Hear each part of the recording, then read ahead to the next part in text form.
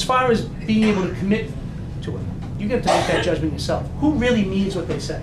I have a long public record on all these issues. I didn't just come to this yesterday. You know, I've been doing this a long time, and it's been very public. You can look my record up. I've got my stuff on my website. I'm sure my opponents will be happy to tell you all the things they think I did wrong. Okay, you're not going to agree with everything I say. You never will. Nobody will. My wife's here somewhere. We've been married for over 35 years. She doesn't agree with me on everything. I don't expect anybody else will. That's not the measure. The measure is, do you generally agree? As far as being able to deliver, honestly, that's easy for me.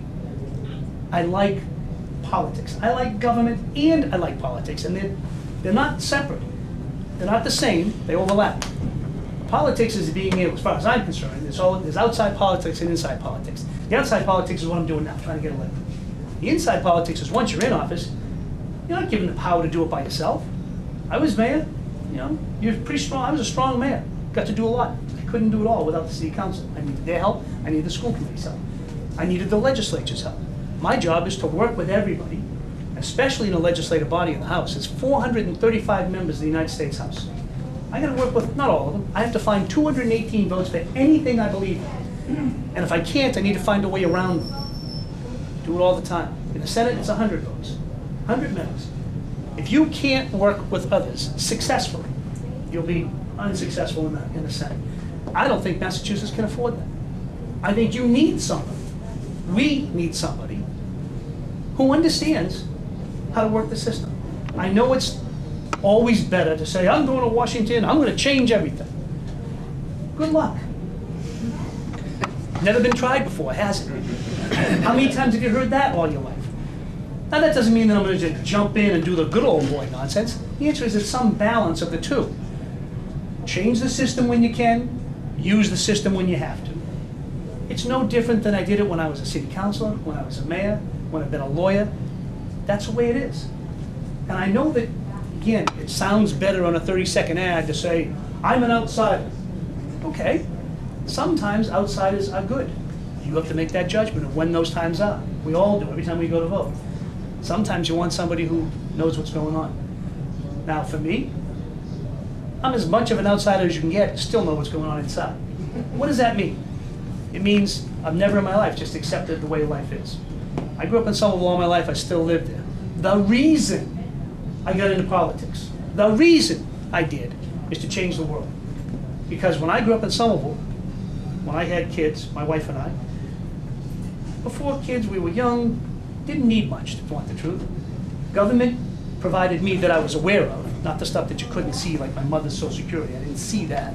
But the stuff in front of my face, government didn't provide me much. They collected my trash once a week, swept my streets, and fire and police, I guess, would come if I needed them. Thank God I never needed them. So I didn't really think I needed much of government until I had kids.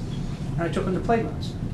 And then I realized, for the first time in my life, there wasn't a single playground in my city where my kids could go. Broken glass, broken swings, people had just given up. I had two choices, like everybody has a choice. You accept it, or you fight it.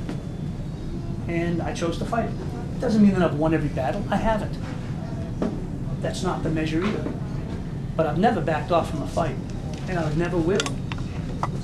That's why I'm running for this office. I think the United States Senate needs somebody with those values, and needs somebody that knows how to use the system to make life better for all of us. Both on a grand scheme, but also on a very parochial scheme. Massachusetts gets a lot of money from the federal government. Yet, population is not growing here. Population is growing in New Mexico and Texas and Florida. Guess what? I don't blame them. They want a bigger slice of the pie. And they're going to get it eventually. I don't want them to get it tomorrow. I want to take time. I want to keep our slice of the pie for a while. Now that's parochial, that's pedestrian. I'm not supposed to talk about those kinds of things, but they're very real. They're very real. Right now in the healthcare debate, we're talking about all this stuff about healthcare. Guess what? In my district, I represent Boston, Somerville, Cambridge, and Chelsea now. I get 70,000 people that work in the hospitals that I represent. What kind of a healthcare, what good will it do if I vote for a healthcare system that provides more healthcare for people in other states and I lose 20,000 jobs? That's not a real smart move. It's a very parochial view of the world, but I also think it's a view that nobody wants to talk about because it doesn't sound like you're supposed to talk only the highfalutin stuff. I can talk the highfalutin stuff, and that's important. It's a balance. It's always a balance. So that's why I'm running.